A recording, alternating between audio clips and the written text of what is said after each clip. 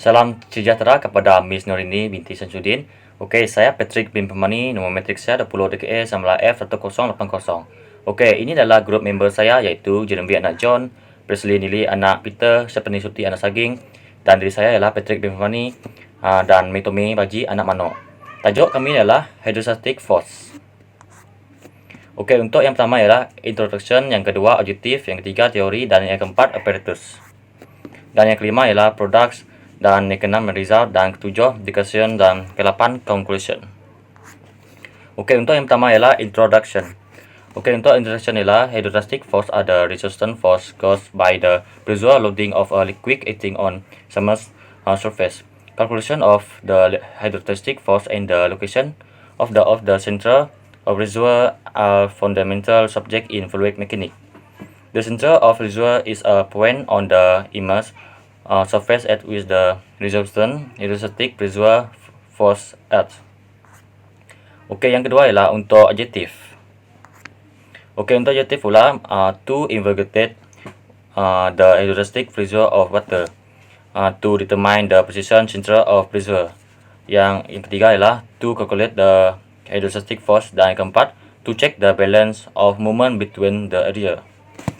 Okey, ini saja daripada saya. Saya akan cerah kepada rakan sekerjaan saya iaitu Mitomi Baji, anak Mano. Terima kasih Patrick. Okey, saya menyambung di bahagian teori. Terlebih dahulu saya memperkenalkan diri saya. Nama saya Mitomi Baji, anak Mano, bernomor matriks 20 DKE 19F1093. Okey, kita sambung kepada teori. The hydrostatic pressure of the liquid is the gravitational pressure. It rises due to the increasing weight as the depth increase, and it calculated from where P density of water, G acceleration due to gravity, T distance from the liquid surface. To calculate the force acting on a machinery dams of shift, or for example from the hydrostatic pressure to step are required. Reduce the pressure load on the an active surface down to resultant force, which is applied at the point of force at the center of pressure vertical to active surface. Determine the position of the center of pressure by determining a planar center of the force on the active surface.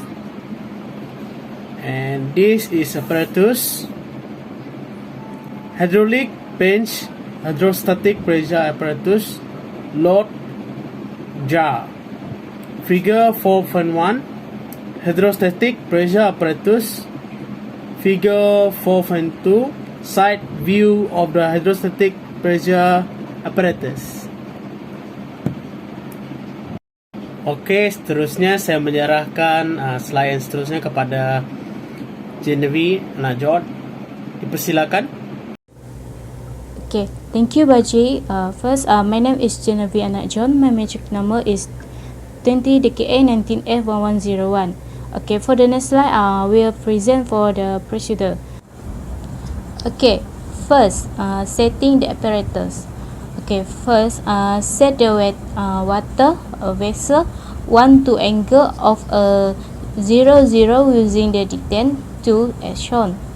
Okay, and second is counterbalance the unit with a rotating slider 3.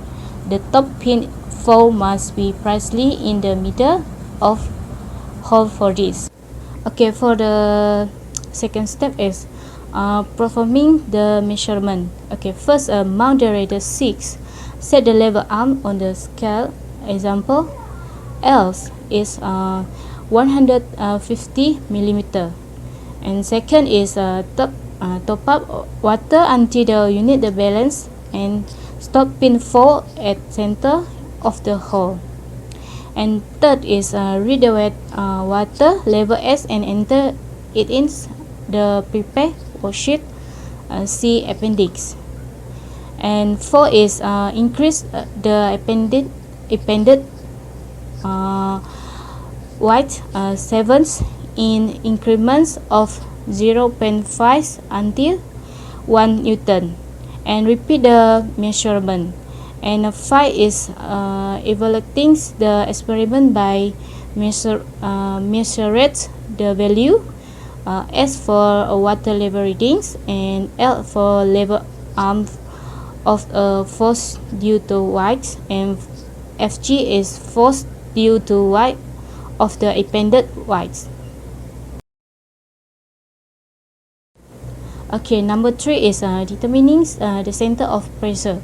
First, at the water level S below the 100 millimeter mark, the height of the active surface changes with the water level. Okay, second is if the water level is above that mark, the height of the activity surface is away 100 millimeter. That mean the meaning is D for water level, E for distance of center of pressure, D from planar center of force, C of the active surface. Okay, for D, for ID is distance to center of pressure of motion the unit. Okay, the meaning is for a water level S is much less than 100 millimeter. Pressure has a triangular surface. E equal 1 per 2 multiplied by D. Okay, ID is equal to 200 millimeter minus 1 per 3 multiplied by D.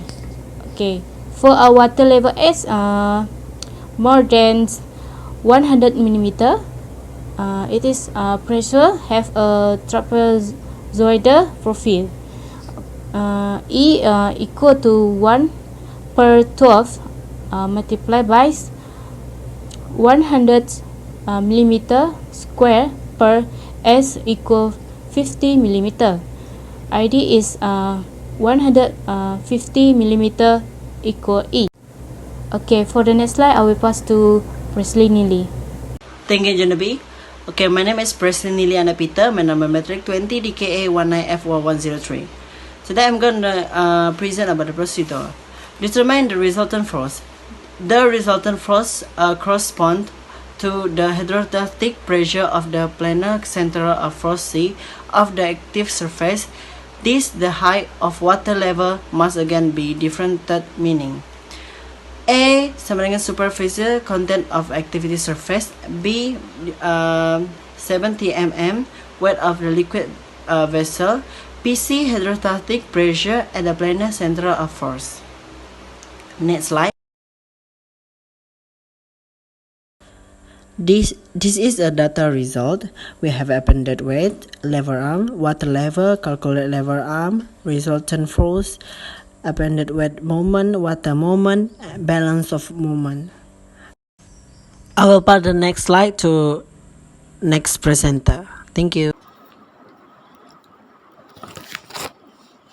Terima kasih Presley Neely. Hai, nama saya Stephanie Suti Anak Saging, Nometrik 20 DKE 19F1026. Saya akan bentangkan discussion. Yang pertama ialah how to determine the center of pressure. To determine the center of pressure, add up all contribution to the force over each small piece of the area, but multiply by y. The center of pressure is essentially a weight average. Nomor 2 ialah how to mean x position of the force can be determined. The means x position of the force can be determined by similar technique Q. This is just the product of inertia for the coordinate system. Untuk conclusion ialah the obtained result show large discrepancies between the theoretical and experimental value of the center of pressure, where the experimental ones were larger than the theoretical ones. These discrepancies might be a result of occurrence in the experimental procedure of all apparatus. Following are some of the possible errors that might have caused the large discrepancies. Satu ialah neglecting the weight of the balance. Nombor dua ialah error in reading due to error in taking the reading from the apparatus or from parallax, error in determining the touching point between the water surface and the pin of the measuring device. And another result that we note was related to the fact that with increasing the depth of immersion, the center of pressure should get closer to the centroid. This fact was correct in the total immersion region, but in the partial immersion, the result show random variation. Itu saja daripada saya. Terima kasih.